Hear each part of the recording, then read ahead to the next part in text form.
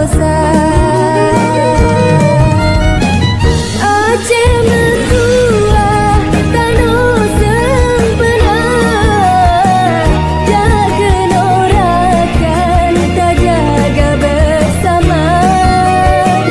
Aceh mentua negerinya Allah, aman lam sejahteraan duduk. Di Aceh di suatu masa dipimpin Iskandar Muda, di Banda Aceh tercinta Sultanah Aceh Darussalam, di tangannya Aceh berjaya.